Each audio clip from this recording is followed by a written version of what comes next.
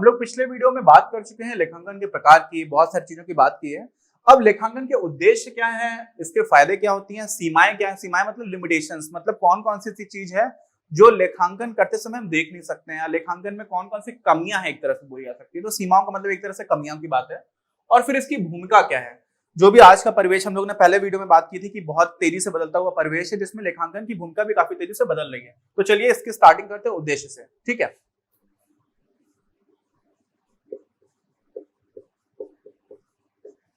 पहला उद्देश्य है लेखांकन का कि भाई जो भी लेन देन हो रहा है, व्यावसायिक लेन देन, उसका हिसाब रख लो। क्यों रख लो हिसाब?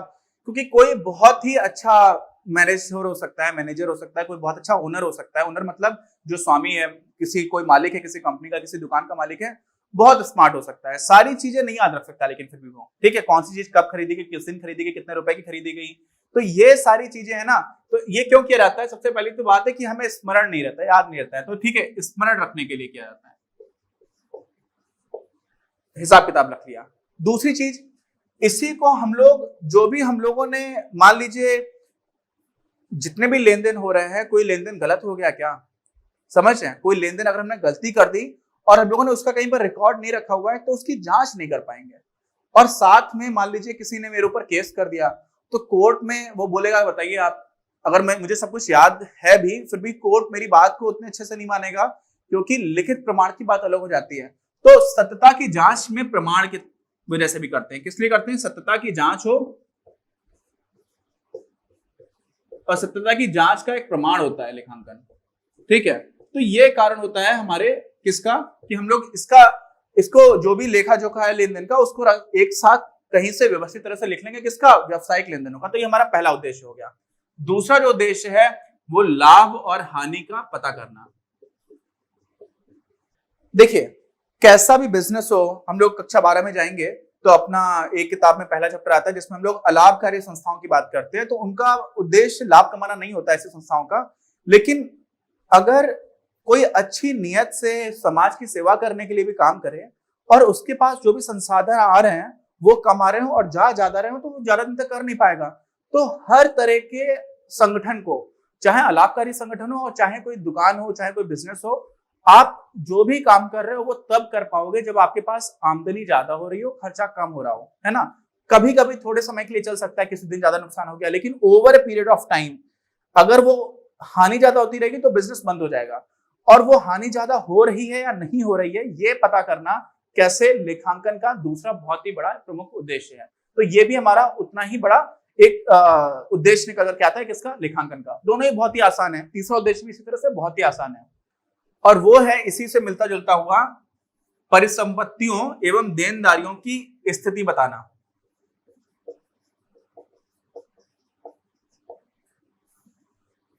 देखिए, लाभ और हानि रोजमर्रा की भी होने वाली लाइफ में, जो भी आपका व्यवसाय चल रहा है उसमें होता रहता है। कभी किसी दिन फायदा हो गया, किसी दिन कम फायदा हुआ, तो ये बदलता रहता है। लेकिन परिसंपत्तियां और देनदारियां आमतौर पर किसी भी बिजनेस की पूरी स्थिति को, वित्तीय स्थिति को बताते हैं। किसको बताते हैं? वित्तीय स्थिति को। तो वित्तीय स्थिति बताने के लिए इनका प्रयोग किया जाता है। अब परिसंपत्तियां और देनदारियां क्या होती है, इसको हम लोग अभी इसी चैप्टर में आगे देखेंगे, लेकिन मैं ब्रीफ में आपको बता देता हूं। तो कोई भी बिजनेस है ना, कोई भी व्यवसाय है, तो कोई, जैसे मान लीजिए मेरे पास कोल्ड स्टोर है, मान लीजिए मेरे पास, अब कोल्ड स्टोर में मैं आलू रखता हूं, है ना। लोगों का किसान है, वो अपना आलू ला करके रख देते हैं, उनका आलू खराब ना हो पाए, और मैं उनसे पैसे लेता हूं। और साथ में मेरे पास कुछ ट्रक्स भी हैं, वो ट्रक जाते हैं खेतों में, वहां से आलू भर करके लेकर के आते हैं। तो वो जो ट्रक है वो मेरी परिसंपत्ति है, मेरे व्यवसाय की परिसंपत्ति, एक एसेट है। इसको इंग्लिश में बोलते हैं एसेट। एसेट क्यों है? क्योंकि उससे मेरे बिजनेस को एक तरह से फायदा हो रहा है ना। और वो देखिए, एसेट को पहचानने की एक बहुत ही आसान ट्रिक होती है। इसको हम लोग बोलते हैं कि इससे हमेशा फ्यूचर कैश इनफ्लोज जुड़े होंगे। क्या जुड़ा होगा? Future cash inflow. फ्यूचर मतलब भविष्य का, कैश इनफ्लो मतलब पैसा आएगा, इनफ्लो होगा, ठीक है। और देनदारियां क्या होती है? देनदारियां बिल्कुल अपोजिट हो जाता है। इसमें क्या होता है? फ्यूचर कैश आउटफ्लोज, ठीक, समझ जाइए। मतलब जिस चीज से आपको पैसा मिलता है या मिलेगा, अभी नहीं मिलेगा तो कल मिलेगा, आपकी बिल्डिंग, आपका कोल्ड स्टोर है, कोई भी चीज है जो आपके पास है, जिसको आप बेच दोगे तो आपको पैसा मिल जाए, तो उसको क्या बोल देंगे हम लोग? एसेट बोल देंगे। बहुत ऊपर ऊपर से समझा रहा हूं, अभी हम लोग उसको डिटेल में देखेंगे। और जैसे जैसे हम लोग लेखांकन पढ़ते जाएंगे तो हमें वो सारे कॉन्सेप्ट और क्लियर होते चले जाएंगे। ऐसे ही देनदारियां क्या होती हैं, मैंने किसी से उधार लेकर के कोल्ड स्टोर बनाया है तो उसको उधार देना पड़ेगा कि नहीं देना पड़ेगा, तो वो मेरी देनदारी हो गई। तो एक व्यवसाय की कौन कौन सी परिसंपत्तियां हैं और उसकी क्या क्या देनदारियां हैं, इसको भी समझाने के लिए हमें लेखांकन की जरूरत होती है। तो लेखांकन का उद्देश्य ये भी होता है कि पूरे बिजनेस की हमें परिसंपत्तियों और देनदारियों की फोटो खींच करके दे दो आप, तो उसको हम लोग बोलते हैं बैलेंस शीट। तो बैलेंस शीट या तुलन पत्र एक तरह की फोटो होती है, आपने फोटो खींच ली कि अभी इस समय क्या स्थिति चल रही है ना। और कुछ होते हैं फ्लो, कुछ होता है स्टॉक, वो मैं आपको आगे बताऊंगा। लेकिन आप समझ जाइए कि लाभ और हानि तो जल्दी जल्दी होता रहता है, छोटे टाइम पीरियड में होता रहता है, लेकिन जो परिसंपत्तियां हैं और देनदारियां हैं वो पूरी एक पिक्चर बता रही होती है। ठीक है, कि हो क्या रहा है, आपको वास्तव में देनदारियां ज्यादा तो नहीं हो गई है ना, या परिसंपत्तियों की क्या स्थिति है। तो वो हमारा एक उद्देश्य हो गया। फिर अगला उद्देश्य क्या है, अगला उद्देश्य जो है वो इन तीनों को करने के बाद ही हो सकता है, और वास्तव में वही सबसे महत्वपूर्ण उद्देश्य है, वो है अपने उपयोगकर्ताओं को सूचना प्रदान करना। क्या होता है, अपने उपयोगकर्ताओं को सूचना प्रदान करना। देखिए, आप ये सारी चीजें किसके लिए कर रहे हो, जो भी उपयोगकर्ता है। और उपयोगकर्ता में याद रखिए बाह्य उपयोगकर्ता भी है और आंतरिक भी है। आंतरिक में मैनेजमेंट आ गया, कोई दुकान है तो सिर्फ दुकान का मालिक हो गया, कोई कंपनी है तो उसमें एम्प्लॉइज हैं, जो काम करने वाले लोग हैं जिनको वेतन मिल रहा है वो लोग भी हैं, कोई यूनियन है, कैसी यूनियन, ट्रेड यूनियन होती है, अपना जिसको हम लोग बोलते हैं क्रम संघ, वो भी हो गया है ना। जो श्रमिक हैं उन्होंने कोई ग्रुप बना रखा है। तो ये सारे हो गए आंतरिक उपयोगकर्ता। बाह्य उपयोगकर्ता में कोई बैंक आ गई जिससे आपको कर्जा चाहिए या किसी ने दे रखा है, या फिर कोई निवेशक है, ठीक है, या संभावित निवेशक है जो फ्यूचर में कर सकता है, या फिर आप ऐसा समझ लीजिए निवेशक तो आपका इंटरनल हो गया, और संभावित निवेशक जो है, निवेशक इंटरनल इसलिए होगा क्योंकि एक तरह से वो कंपनी का मालिक है, लेकिन संभावित निवेशक वो हो गया जो भविष्य में मालिक बन सकता है, भविष्य में हमारे शेयर्स खरीद सकता है। ऐसे ही हमारा भारतीय प्रतिभूति जिसको हम लोग सेबी बोलते हैं, securities and exchange board of India, तो वो भी मांग सकता है। ऐसे रजिस्ट्रार ऑफ कंपनीज है, कंपनीज को पंजीकृत करने की जो अथॉरिटी है, वो इस तरह से बहुत सारी सरकार मांग सकती है। सरकार में बहुत सारे ऐसे संगठन हैं जो कंपनी के ऊपर निगरानी रखते हैं कि कुछ गड़बड़ तो नहीं चल रहा है, तो वो सारी चीजें हमसे मांगी जा सकती है, वो हमारे बाह्य उपयोगकर्ता हो गए। तो उन लोगों को सूचना उपलब्ध कराना, सूचना प्रदान करना, ये हमारा सबसे महत्वपूर्ण उद्देश्य है। लेकिन ये तभी हो पाएगा जब बाकी तीनों चीजों को हम कर पा रहे होंगे। तो लेखांकन के उद्देश्य हम लोगों ने समझ लिए। अब मैं आपको एक बहुत अच्छी ट्रिक बताता हूं। ट्रिक नहीं है, एक साथ पढ़ने का इसमें फायदा है। फायदा क्या है कि जो उद्देश्य है ना, जो हमारे उद्देश्य हैं वही हमारे फायदे भी हैं। फायदे में कुछ और नहीं करना है, यही हमारी एडवांटेजेस है, यही हमारा क्या है, पर्पस है, गोल क्या है, एम क्या है। तो जो लेखांकन का उद्देश्य है वही फायदा है। फायदा क्या है, पहला कि आपने लेन देन का हिसाब रख लिया जिससे आपको याद करने की जरूरत नहीं है, कभी किसी कोर्ट में मांगा गया तो आप उसको प्रूफ की तरह दे सकते हो। दूसरा फायदा क्या हो गया कि आपको लाभ हानि की गणना होती जा रही है। गणना होती जा रही है तो आपको क्या पता चल रहा है कि आप वास्तव में ये काम करना चाहिए, नहीं करना चाहिए, या तो जो हानि हो रही है उसको हम कैसे कम कर सकते हैं, लाभ को कैसे और बढ़ाया जा सकता है, तो वो आपको भी पता चलता रहेगा। तीसरा क्या हो गया, परिसंपत्तियों और देनदारियों की स्थिति को स्पष्ट हो रही है आपके सामने। आपको पता है पूरे बिजनेस में कि मैंने आज से 5 साल पहले स्टार्ट किया था तो मेरे पास 2 लाख का सब कुछ हुआ करता था और आज 7 लाख का सामान हो चुका है। इसका मतलब कि मेरी जो ग्रोथ है वो सही डायरेक्शन में जा रही है ना। तो वो आइडिया भी आपको लग पाएगा, ये भी एक लाभ हुआ। अगर आप नहीं करोगे लेखांकन तो आपको ये भी नहीं समझ में आएगा, ठीक। और चौथा क्या फायदा है कि जो भी उपयोग करता है, चाहे आंतरिक है चाहे बाह्य उपयोग करता है, उसको क्या मिल जाता है, फायदा, उसको भी फायदा होता है, उसको सूचना मिल रही होती है। तो उद्देश्य और फायदे एकदम एक जैसे हैं। तो अगर आपसे परीक्षा में पूछा जाए उद्देश्य लिखिए तो भी आप ये 4 पॉइंट्स लिख करके आ जाओ, पूछा जा रहा है फायदे लिखिए तो भी आप ये 4 पॉइंट्स लिख करके आ जाओ, ठीक है। तो अब हम लोग बात करते हैं सीमाओं की, और सीमाएं थोड़ी सी अलग है इसलिए इसको मैं बिगाड़ करके आपसे बात करता हूं। तो अब बात करते हैं हम लोग लेखांकन की सीमाओं की। तो सीमाओं में जो सबसे पहली सीमा आती है ना यार, वो बहुत ऑब्वियस है, बहुत आसानी से आप भी समझ सकते हो कि जो भी मौद्रिक मापन जिसका नहीं हो सकता है, ठीक है, मौद्रिक मापन ना हो सकने वाली वस्तुओं,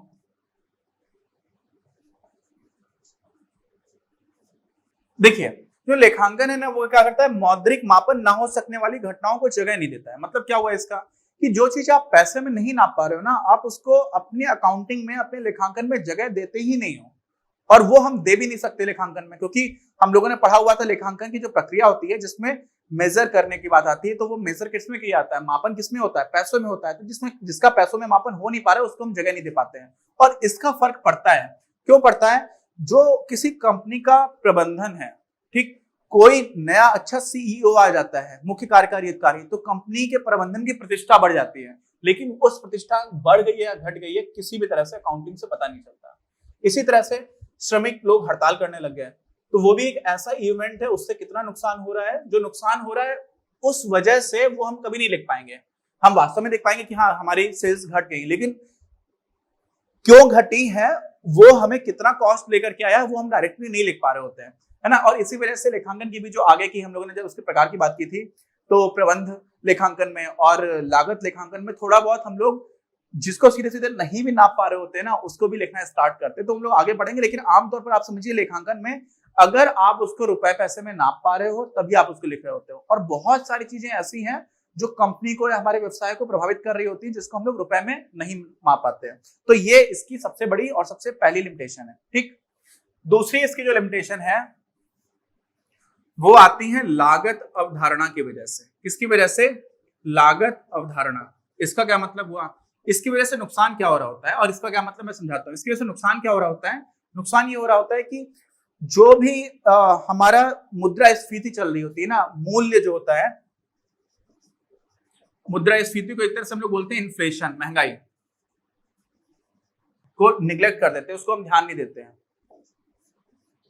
देखिए, जो चीज आज से 5 साल पहले 100 रुपए में मिल रही थी, आज वो चीज 100 रुपए में तो मिल नहीं रही है। आज जो मिल रही है 100 की जगह 200 रुपए में। तो अकाउंटिंग जो है ना, वो आपको ये नहीं बता रहा होता है कि इन्फ्लेशन बढ़ गया है, यानी महंगाई बढ़ती जा रही है, या मूल्य में परिवर्तन हो रहा है। हमेशा बढ़ नहीं रही होती, कुछ चीजों में घट भी जाती है कभी कभी। कभी प्याज आपको 40 रुपए मिल रहा था, 2 दिन हो सकता है 2 दिन बाद आपको 30 रुपए किलो मिलने लगे, तो प्याज की महंगाई थोड़े समय के लिए घट गई। तो हमेशा जरूरी नहीं है कि एक ही दिशा में बढ़े, आमतौर पर एक ही दिशा में बढ़ रही होती है। लेकिन लेखांकन अर्थव्यवस्था में होने वाले इतने सतत, निरंतर और महत्वपूर्ण परिवर्तन को इग्नोर कर देता है, निग्लेक्ट कर देता है, ध्यान ही नहीं देता उसके ऊपर। क्यों नहीं दे पाता? क्योंकि इसमें लागत अवधारणा चलती है। जो पैसा खर्च किया वो लिख लो। आज से 5 साल पहले वही चीज खरीदने में आपको 100 रुपए देने पड़ रहे थे, आज आपको 200 रुपए देने पड़ रहे हैं। तो वो लेखांकन नहीं बात करता है कि आप वही चीज खरीद रहे हो। जो रियल वैल्यू उसको नहीं देखते हम लोग, मौद्रिक वैल्यू को देखते हैं, मॉनेटरी टर्म्स को देखते हैं। तो यहाँ पर क्या हो जाता है, जो मुद्रास्फीति है, जो मूल्य है, उस पर विचार नहीं किया जाता। क्या नहीं किया जाता? विचार नहीं किया जाता। और इस वजह से एकदम सही पिक्चर जो रियल वैल्यू, देखिए रियल और उसकी बात क्या है, एक उदाहरण समझिए। मैंने इकोनॉमिक्स में समझाया, इकोनॉमिक्स में जो मैं पढ़ा रहा हूँ, आप इकोनॉमिक्स की वीडियोस देखो तो आपको समझ आया होगा। वहां पर क्या है, मान लीजिए मेरी सैलरी 10,000 रुपए प्रति माह है। कितनी है? 10,000 रुपए प्रति माह। ठीक, और आलू का रेट चल रहा है 10 रुपए का। कितने का? 10 रुपए किलो। तो मैं 1000 किलो एक महीने में ला सकता हूँ। कितना ला सकता हूँ? 1000 किलो आलू खरीद लूंगा। मैं पूरी सैलरी आलू खरीदने में खर्च कर दूं तो। लेकिन सोचिए, आलू 10 की जगह 100 रुपए का हो जाता है। कितने का हो जाता है? 100 रुपए का। तो अब तो मैं 100 किलो आलू खरीद पाऊंगा। ठीक, अब आप ये बताइए कि जो पैसे हैं 10,000 रुपए हैं, उसकी वैल्यू थोड़ी है यार, वो तो एक हवाई चीज है। मेन इशू तो आलू है, वो कुछ रियल है। तो जो वास्तविक चीज है वो तो आलू है। और पूरी जो हमारा लेखांकन है वो वास्तविक चीज को नहीं देख रहा होता है, वो हर जगह पर पैसे को देखता है। वो ये नहीं देखता है कि आप इतना ही सामान खरीद पा रहे हो आज उतने ही पैसे से, वो ये नहीं देखेगा। वो पैसे बताएगा कि अच्छा आपके पैसे बढ़ गए। ठीक, तो वो लेखांकन की एक दूसरी लिमिटेशन है। क्या है लेखांकन की दूसरी लिमिटेशन है? अच्छा, लिमिटेशन मतलब उसकी सीमा। तीसरी बात देखिए, तीसरा हम लोगों ने बात की थी कि जो लेखांकन है ना, वो ना आर्ट भी है, साइंस भी है एक तरह से, और एक तरह से भाषा भी है व्यवसाय की। तो आर्ट क्या होती है? आर्ट होती है कि आप एक ही चीज को कई अलग अलग तरह से कर सकते हो। तो बहुत सारे विकल्प होते हैं करने को, और ये एक तरह से लिमिटेशन है। ठीक है, अभी कैसे लिमिटेशन बताता हूं आपको।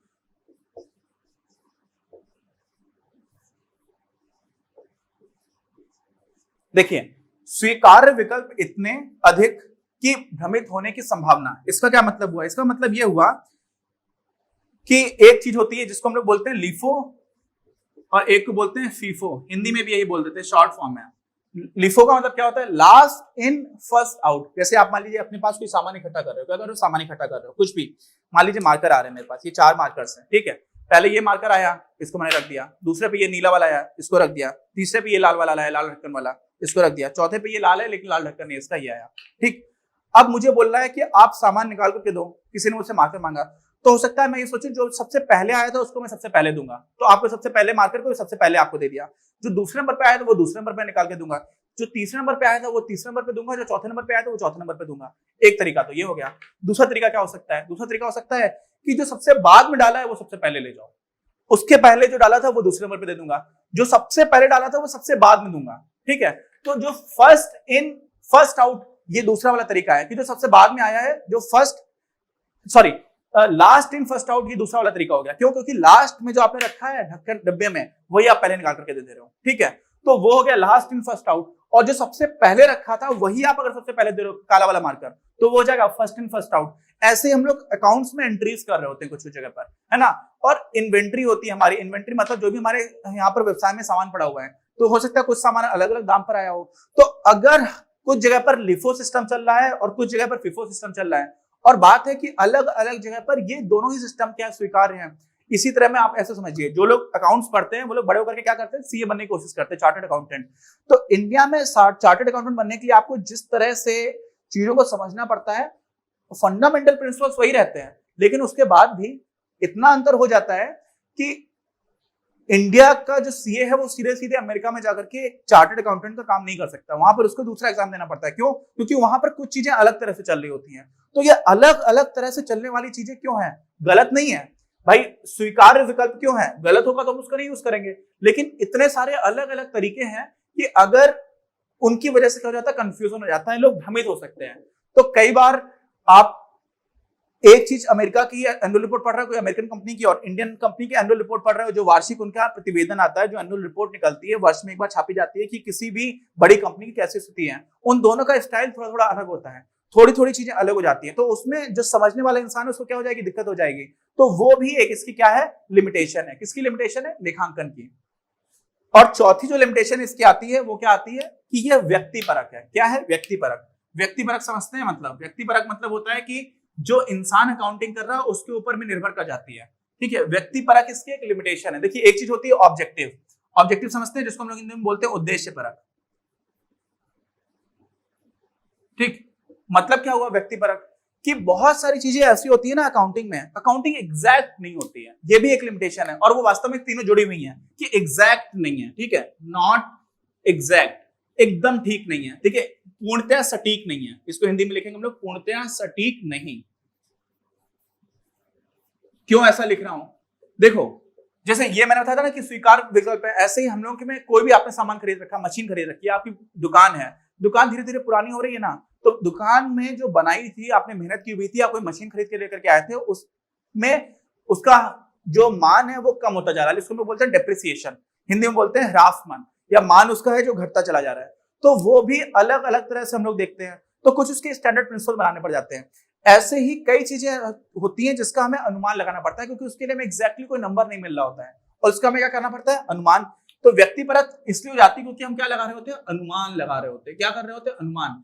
अगर हमें पहले सही सब कुछ बता दिया जाए, हम लोग धीरे धीरे स्टैंडर्डाइज करने की कोशिश कर रहे हैं, और एक विषय के रूप में लेखांकन विकसित भी होता जा रहा है, उसका भी विकास हो रहा है। लेकिन अभी भी बहुत सारी चीजें ऐसी हैं जो लेखापाल यानी कि अकाउंटेंट की के हिसाब से आ जाती है अकाउंटिंग में, कि अच्छा ये इतना होना चाहिए, ये इतना होना चाहिए। अब कोई अकाउंटेंट ऐसे लिख रहा है, दूसरा अकाउंटेंट किसी और तरह से लिख रहा है, तो दोनों में जो वास्तव में कंपनी में चलने वाली पिक्चर है वो अलग अलग हो जाएगी। समझ रहे हैं?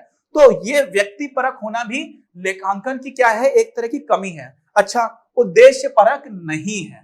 ठीक, उद्देश्यपरक मतलब सारी चीजों के नियम आपको पहले से ही पता है। तो चाहे इंडिया का कोई सीए कर रहा हो, चाहे अकाउंटिंग प्रैक्टिस करने वाला कोई आदमी अमेरिका में कर रहा है, चाहे नीदरलैंड्स में कर रहा है, चाहे आपको दुबई में कर रहा है, चाहे साउथ ईस्ट एशिया में कर रहा है, दुनिया में कहीं भी कर रहा है, अगर सारे ही नियम बने हुए हैं और सारे लोग एक ही तरह से कर रहे हैं, तो स्वीकार विकल्प ज्यादा नहीं रहेंगे, इतने हो जाएंगे कि सारे लोगों में एकरूपता आ जाएगी, और फिर व्यक्तिपरक होने की भी संभावना कम होती चली जाएगी। और व्यक्तिपरक होने का एक बहुत बड़ा नुकसान मालूम क्या है? व्यक्तिपरक होने का नुकसान एक ये है कि इसी वजह से क्या हो जाती है, विंडो ड्रेसिंग हो जाती है। ये बहुत ही कॉमन शब्द है, इसलिए मैं इंग्लिश में सीधे सीधे लिख दे रहा हूं। देखिए, अखबार में भी पढ़ेंगे आप, हिंदी अखबार में भी आपको विंडो ड्रेसिंग कई बार सुनाई पड़ेगा। विंडो ड्रेसिंग का मतलब क्या होता है कि छेड़खानी हो जाती है। क्या हो जाती है? छेड़खानी। किसके साथ? जो भी आपका डेटा है, जो भी आपका बही खाते हैं। अब कोई ऐसी कंपनी जो फायदा नहीं कमा रही है, एक स्कैम हुआ था सत्यम अपने इंडियन स्टॉक एक्सचेंज में, काफी बड़े स्कैम्स हुए हैं अपने यहाँ पर। आप स्टॉक एक्सचेंज में कभी पढ़ाऊंगा तो आपको बताऊंगा। तो उसमें क्या हुआ था, एक कंपनी उसको फायदा नहीं हो रहा है और आप फायदा पे फायदा दिखाते चले आ रहे हो। तो क्योंकि सारी चीजें एकदम एग्जैक्ट नहीं है, व्यक्तिपरक भी है, तो कई बार आप गड़बड़ी कर देते हो अकाउंट्स में। क्या कर देते हो? आपका मतलब जो भी अकाउंटेंट है वो गड़बड़ी कर सकता है, और गड़बड़ी करने से सोच रहे हैं कि एक अकाउंटेंट की गलती की वजह से एक स्टॉक एक्सचेंज में लिस्टेड कंपनी जो थी उसका गलत फायदा दिखाया जा रहा था, और जब पता चला कि इसमें कुछ स्कैम हो गया है तो पूरे स्टॉक एक्सचेंज में कितने सारे लोगों का पैसा जो है वो साफ हो गया। समझ रहे हैं? तो इतनी बड़ी जिम्मेदारी है, और व्यक्तिपरक ऐसी चीज। अब मान लीजिए कोई अकाउंटेंट है जो भ्रष्ट निकल जाए।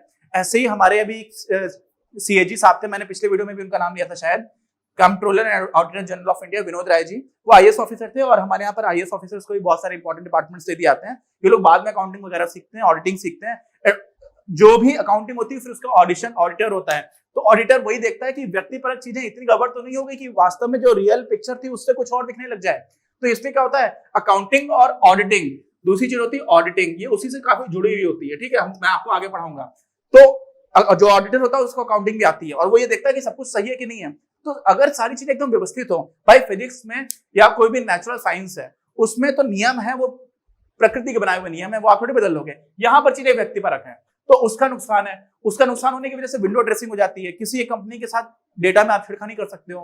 तो बहुत सारी चीजें ऐसी होती हैं जो व्यक्तिपरक होने की वजह से निकलती चली जाती है और आपस में इंटर रिलेटेड है।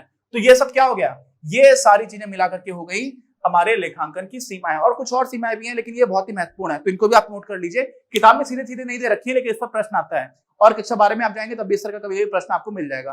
तो प्रश्न को छोड़कर के बाकी भी आपके अंडरस्टैंडिंग के लिए इंपॉर्टेंट है कि किस किस तरह की इसमें कमियां हैं। हम लोग बात करते हैं भूमिका की, जो बहुत ही छोटा सा टॉपिक है, 1 मिनट में खत्म हो जाएगा। देखिए अब बचा हमारा भूमिका। तो भूमिका बहुत छोटा सा टॉपिक है, और इसके साथ एक और चीज आ जाती है कि पुस्तपालन मतलब बुक कीपिंग और अकाउंटिंग में क्या अंतर होता है। तो ये दोनों चीजें हम लोग अपने अगले वीडियो में कवर करेंगे, क्योंकि ये वीडियो थोड़ा सा बड़ा हो गया है। तो मिलते हैं हम लोग अपने अगले वीडियो में। अपनी क्लास का उद्देश्य आप सभी के लिए आप ही की भाषा में गुणवत्तापूर्ण शिक्षा उपलब्ध कराना है। कक्षा 12 तक के सभी प्रमुख विषयों पर हम वीडियोस बना रहे हैं, और कुछ विषयों पर वीडियोस आपके अपने चैनल अपनी क्लास की ही अन्य प्लेलिस्ट पर अपलोड भी हो चुके हैं। ज्ञान के प्रकाश से देश को सशक्त बनाने के हमारे इस प्रयास में इस चैनल को सब्सक्राइब करके और लोगों के साथ शेयर करके अपना बहुमूल्य योगदान जरूर दें। पढ़ेगा इंडिया तो बढ़ेगा इंडिया।